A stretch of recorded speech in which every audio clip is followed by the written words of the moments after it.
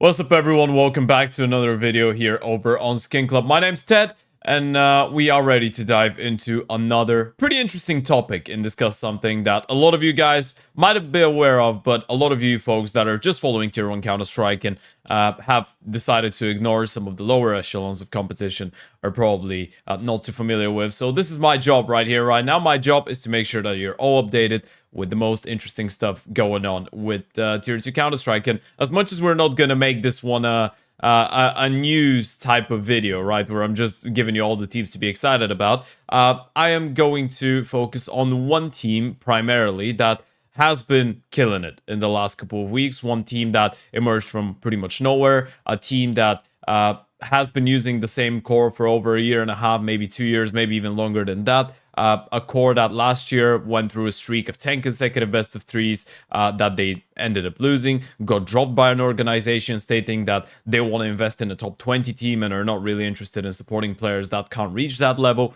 and a team that now is qualified for the StarLadder Budapest 2025 LAN, obviously in Hungary in September, an organization that has been climbing the VRS and will probably get their spots for some other LAN events or at least bigger online competition coming up soon. And an organization that is yet to be revealed, but a team that just signed a new offer as well that is coming back to European competition after a couple years of a break, let's say, spending in South America. So without further ado, let's get right into it. We're here to talk a little bit about Iberian Soul and whether those guys can actually be the saviors of Spanish Counter-Strike. Alright, so as you can see, we're already on HLTV. This is where we do the majority of the studies of teams, and I am thinking about experimenting a little bit with those types of videos in the future and maybe throwing in a couple of demo reviews to give you guys a bit of an example of why I'm actually excited about some of those teams. But we are here today to talk about Iberian Soul. This is a Spanish team, a lineup that has been existing for a couple months now. As you can see, Davigi, Mopos, Sasso, and Alex have been on this lineup for 7 months already. So pretty much since the start of the year, February, March, they assembled this. They added DeLonghi as the coach 5 months ago. And then 27 days ago, to be precise, they removed Sedodo and they got Martinez back from 9-0 or Martinez. You can call him as you like. I prefer Martinez. I think Martinez sounds really cool. So we're going to talk about those guys right now. They're on a streak of winning 9 out of their last 10 best of threes on HLTV. They've reached the number 22 in the Valve World Ranking, meaning that soon enough they will be in a position to actually compete for invites for bigger events. They will be in a position where they can potentially even make it to the major. And as of right now, it is believed that those guys will have an organization to support them, and the announcement should happen in the next couple of days. Might actually already have happened at the moment of you watching this video, but if not, there are strong rumors around the Gentlemates being the organization to support those guys, and especially with them being on a boot camp in France just a couple days ago, that kind of supports it. The Gentlemates obviously is a French organization. Just 2 days before me recording this video, they were able to win the StarLadder Star Series Fall 2025 Europe Close Qualifier, their play-in game. There was 4 spots for the LAN event in Budapest. They got 1 of them. They beat Fnatic, they beat Foot, they beat Nemiga, and those are the games that they've played ever since adding Martinez. 2-0 wins here, a 2-1 win at a LAN Grand Final, the Omen Roman Imperium Cup 1. That was their first event with Martinez back. They were able to beat Soul in a best of 3 on LAN, which is obviously a good result. Then we keep it going towards ESL Challenger. They get a 3-1. And then, obviously, the StarLadder Close Qualifier where they got the wins. But those are the things that all of you guys can see, right? Those are the things that everyone can open HOTV and check out. Anyone can see that those guys are winning. Why are they winning, though? What is going on with this project right now, and what is the reason to be excited about this project? This is the one question that I will try to answer for myself and potentially for some of you guys throughout this video. We're going to have around the 15-minute conversation, maybe 20-minute conversation about that, and why is Iberian so actually an exciting lineup to watch, at least for me. Because I will tell you this, guys, I do like watching those fellas play Counter-Strike. I think they're pretty exciting. I think they're pretty entertaining. So now we're going to try and answer some of those questions. So to begin with, we're going to start it from the core. And by starting it from the core, I mean started from the captaincy. We're starting with Alex, 29 years of age. And obviously, all of you remember Alex, right? All of you, especially during his time on NAP, have watched Alex play. NAP was a really difficult time for Alex, all in all. He arrived in 2023. Those are just the events that he's played in 2024, but you can tell, even though we're not really looking at that part of the stats sheet because he's an in-game leader, so we don't really care about all of that. We care about the team results though, and throughout 2024, there was a lot of roster changes on NIP, there was a lot of commotion going on, a lot of different players that Alex had to play with, a lot of different iterations that he went through. The main thing is, bar a second place finish in the Yellow Compass 2024, and second place at ESL Challenger Jönköping close qualifier, not even the main event. There wasn't a lot of good things about it. Copenhagen Gaming Week, I guess, but that was back in 2024, obviously. But it's not really an event that you're gonna look at NAP and say it's a great success that they're able to get a second place.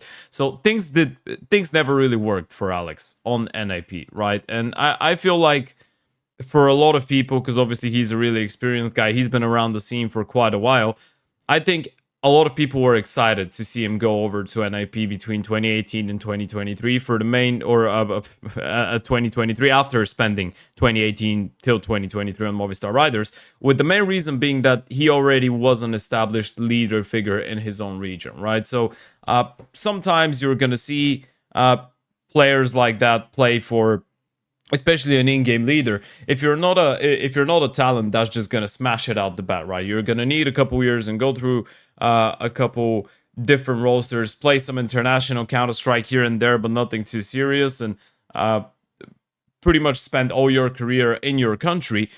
It reaches a moment where, when you go to an international team, people have the expectations that as long as you're able to overcome the language barrier, you are going to be a good captain if you have been able to stay around the scene for 10 years, give or take, professionally, and actually qualify to a major in 2021, the obviously Stockholm major, the one that Navi won, be able to get into a couple editions of Pro League, play some Tier 1 events occasionally. This is what Alex was able to do with the Movistar Riders, and he's been around the Spanish scene for much longer than that. Teams like KPI, like Kick, even Existence, Overgaming, all of those teams are historic for the Spanish scene, right? And for the Iberian scene in general. So I think there was a massive bag of expectations with Alex going into NIP. Now, it is really difficult to say what exactly did not work, right? Maybe it was his vision about how the game should be played. Maybe it's him as a person. Maybe it's his capabilities of calling in English. Maybe it's his capabilities of working with a lot of people from multiple different backgrounds and multiple cultures. We can only speculate about that, I feel like. Obviously, you can read through some of the interviews of players and try and get something out of there, but it's always going to be pretty vague and not really specific. So things did not work out for Alex on NIP. And to be fair, I wasn't necessarily an optimist for him after NIP, because I feel like, and I'm going to give a really weird example with this, but I think another in-game leader that did spend a lot of time in-game leading in his own language before going international and then being able to get success really later on in his career, but had a lot of ups and downs, my best example has always been Snappy, right? Because Snappy broke through with ends on a pretty late stage of his professional career, and he's still going through a lot of adversity. And interestingly enough, he is the IGO of NIP now, right? He was the one to replace Alex in a way. So it is interesting, but I think what Snappy has proven to a lot of people is that it's never too late as long as you find the right opportunity for yourself, right? Sometimes you just need the right project. Sometimes there's a lot of circumstances that might make you take a couple wrong turns. I don't want to say that Alex going into NIP was a wrong turn. What I think is that maybe he as an in-game leader feels a lot more comfortable on the Spanish team. And I feel like it could be a character thing. Maybe is his vision of the game and what everyone else on this region is able to see as the right way of approaching Counter-Strike as well. That hyper-aggressive style, a lot of freedom, a lot of speed, a lot of tempo, and a lot of belief, and always trying to be emotional in a good way, obviously, but trying to be incredibly controlling of what's going on the map, but then in the same time not micromanaging people. In controlling, I mean always be on the tempo setting page, right? Never back down, never cool off too much, play hyper aggressive Counter-Strike, play really play a Hail Mary type of CS, which is not always the most efficient. And I feel like for bigger teams in international Counter-Strike, it probably wouldn't work as well. But for a team like Iberian and for a team like Movistar back in the day, I think it really works. And maybe this is the type of Counter-Strike that Alex is comfortable with, right? Maybe those are the type of people that he's comfortable working with as well. So I think for him, this is a great opportunity because now, even though his period on NAP was not necessarily successful, he still is bringing in international experience into a national roster with a lot of guys that he knows, that he's worked with, but he will be, in a certain way, a different captain. There's no way you've spent such a long time with NAP and you haven't changed a little bit. So I think he's definitely bringing in a little bit of knowledge onto how to control a team, how to build a team in a way. And even if your period somewhere was not successful, it doesn't really mean that you haven't learned things across the way. So I think for him to go back to Spain and pick up a project like this and show for 6-7 months that he's down to play without an organization just for the love of the game and to prove himself, it shows that he wants it enough, right? And it shows that he's actually learned something from NIP, which I think is exciting. I feel like Alex is probably the best in-game leader right now that you can go over in Spain, and I think there probably isn't a lot of other people that could have built up that project the way that he did. Obviously, a project that was already existing a couple years before that. We're gonna keep it going with the second piece of this team that I think has been incredibly vital and incredibly important for the entire success of Movistar, or of Iberian Soul and Movistar Riders back in the day, of course. We're talking about Martinez here, or Martineza. Now, Martinez, as we said, arrived less than a month ago on this Iberian Soul lineup, and he's already won one LAN event, qualified for a big LAN event with them at the Star Ladder Close Qualifier, and has been able to help them get 3 wins and mark only 1 loss against a really well-playing Parivision, which is probably one of the best Tier 2 teams out there right now.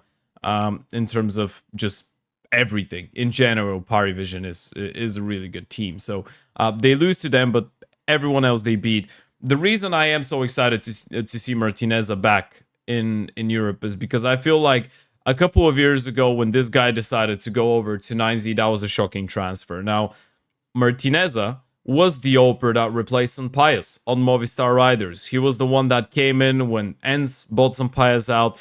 And instantly, because at the time Movistar, because of some bias and some other aspects, were in that circuit of being invited to Pro League or qualifying for a couple seasons of Pro League, playing some bigger events, instantly it felt like Martinez fit in perfectly. And he was even more aggressive than Sampayas. All of you remember that back in the day, Sampayas was quite flamboyant, but he's always shown some tendencies to be able to be a supportive Oper. Martinez is the hyper-aggressive Oper, right?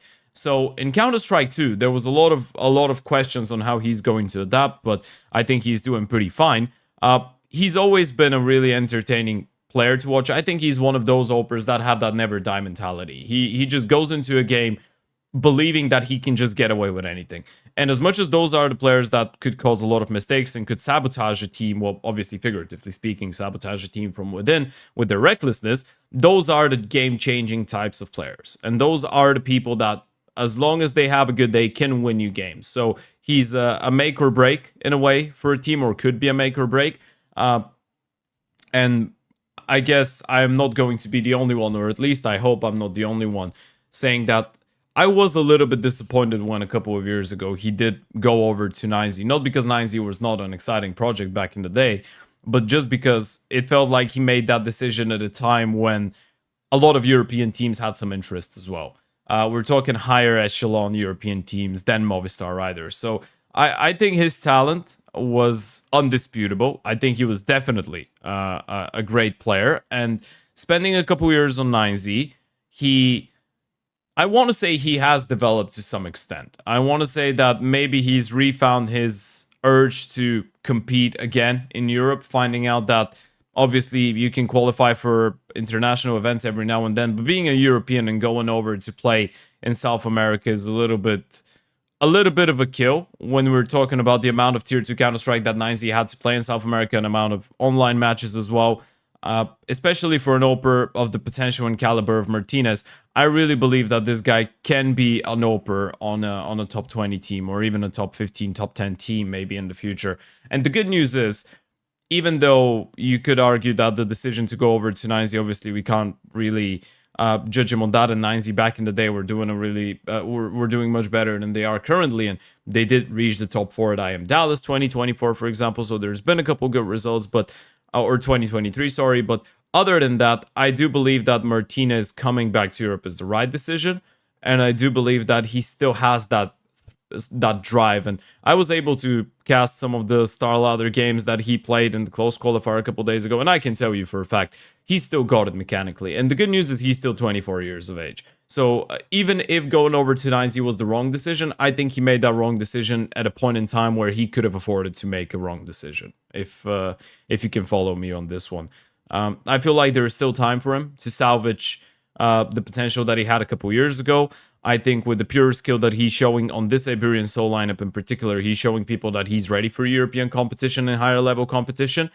And unless those guys get picked up by an organization and start going up in the rankings, I really believe that throughout the next between 6 and 12 months, let's say, this guy could become quite an appetitive fruit for a lot of big organizations and big teams that are looking for opers for their projects. I think Martinez is definitely a good option. And yeah, as of right now, an incredibly aggressive oper, one kind of an oper that doesn't really shy away from going for opening kills, for trying to open up space.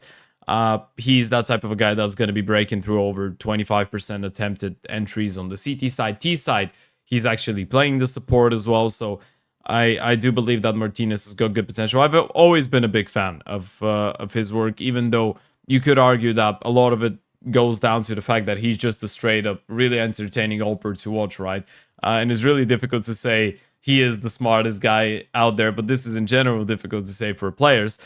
I think mechanically he's really gifted, and that aggressive playstyle I think could benefit a lot of people, especially considering that he still seems to find that same level of confidence in CS2 when we know it could be a lot more punishing to be an oper. He still seems to find that that confidence. So yeah, I think he's playing a big role in what Iberian Soul is doing right now. And the last piece that I want to talk about, and obviously this is not to exclude Sasso and Mopos, who have been an integral part of this team and have been an integral part of Spanish Counter-Strike for a while, is going to be DaviG. The reason this is DaviG is because DaviG in the last couple of months has been hitting incredible form. Obviously being the main aggressor of this team on both the T and the CT sides. As we said, Martinez is the only one attempting more opening fights on the CT side right now for those guys. DaviG is still a player that is incredibly exciting to watch. And the most precarious thing about this entire project for me is the fact that a couple months ago, DaviG wanted to leave this project, right? He wanted to go over and play with some other people because he didn't really, he couldn't see the future in this project, especially without an organization. He was then convinced to stay. He was convinced to give it a little bit more time. And then suddenly, Iberian Soul started winning. They started playing better. He himself started better. You can, and that is the reason that I actually want to look at the rating for the entire year. You can tell how the year started for DaviG. And 2024, we're not even going to look at because it will feel like we're just beating up on a dead horse. But 2025 started in a pretty poor fashion individually, going alongside the team results not really being great, getting eliminated in contender stages, not reaching even stage ones of some of those online events, not reaching playoffs, not being able to go through a lot of close qualifiers. And then suddenly we go into the last couple of months and I feel like with Iberian Soul getting a couple better results by the time and maybe seeing a little bit of light in the tunnel in terms of finding an organization, and with the talks about potentially bringing Martinez over, who's one of the best friends, by the way, of DaviG. This is something that DaviG himself shared in an interview a couple days ago during the Star Ladder close qualifier. I feel like all of those things are just adding up to us finally seeing what DaviG can do to a team. And I feel like this project in general is just a great example of what a group of good players without an organization could do if they are allowing themselves to be given the time. And by that, I mean they themselves need to give themselves the time to actually build a functional team, which is a really difficult decision to make and a really difficult project to commit to nowadays, considering obviously the fact that not a single one of those 5 guys is a player without experience. Not a single one of those guys and the coach are guys that want to be playing without earning anything, but they did commit to it. They did give it a lot of time. And now, a couple months later, you're finally starting to bear the fruits. Obviously, the majority of this, or all of those guys, have been part of Movistar Riders. They've been part of the most successful Spanish teams in the past. But it feels like they all went on through their different journeys and tangents and weird projects throughout the last couple of years. And now that they're reunited, I feel like they might be even stronger than they were a couple of years ago with Movistar Riders, because they have that extra experience, because they have that extra drive, and because they were in a good position once. A lot of them had some other opportunities, went over things, didn't work out. Now they're back, and I feel like now they appreciate playing with each other a lot more than maybe they would have a couple of years ago. And sure, you can make the point that they haven't been beating the best teams, even in Tier 2, right?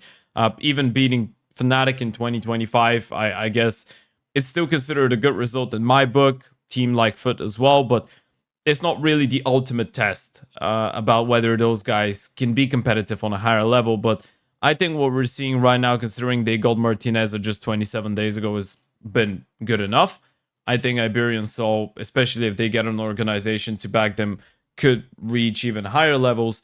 And I feel like it's all about them just getting more and more invested and believing more and more that this project could be the resemblance or the equivalent or the reflection, whatever you want, to that Movistar Riders from a couple years ago, and maybe even surpass that with the extra experience they've got. But yeah, I think it's really exciting. I think Spanish Counter-Strike in general needed something like that, because bar some good individuals, the Spanish scene has not really had a lot of good teams lately, and what happened with Koi last year and in 2023 was incredibly disappointing for a lot of people and everyone that was supporting those guys. And now, 1 year after they get dropped, they're on the verge of breaking into the top 20, at least as per VRS ranking. HLTV not really a top 30 team yet, but they are on the right track to success. And I feel like their style in general, the fact that they are willing to get out of their shell a little bit, play that unique, really aggressive type of Counter-Strike, show that fire in the server that they were showing as Movistar Riders a couple years ago, makes them even more interesting to watch. It's just a team that you are going to tune into a game of. You're not expecting the cleanest protocols, maybe not the deepest game plan ever, but there's going to be some cool set pieces, there's going to be some good executes off of spawn, and there's going to be a lot of pacey Counter-Strike relying on the individuals hitting their shots and doing the game, or doing their job within a specific round. One thing that I really want to see is them play at LAN. So I really want to see them at the Star Ladder Star Series Fall 2025. I really want to see them play at the Draculan, which is a LAN tournament happening in Romania towards the end of August.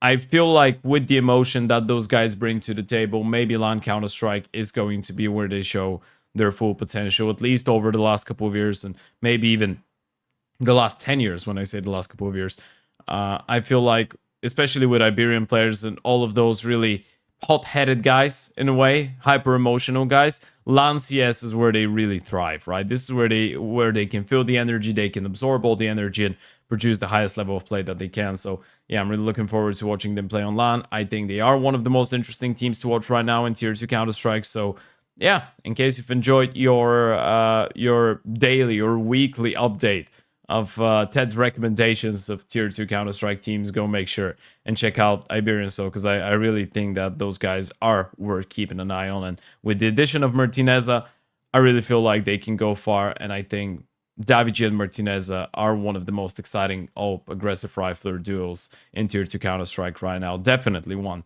to be following. But yeah, with that, that's going to be about the end of the video. Thank you very much for coming over. Big shout out over to SkinClub. Make sure you go and check out all the other content that they're doing on YouTube and, of course, on SkinClub's website, whether it be articles or videos from some of my colleagues, some of the other people writing and recording content. There's some cool podcasts as well, long-form content, some short-form content, and some articles. So there's pretty much anything for you guys. It doesn't really matter what type of content you like. You're going to be able to find whatever you're looking for over at SkinClub. So yeah, big shout out to them. Thank you for watching, and I'll see you in the next one. Bye-bye.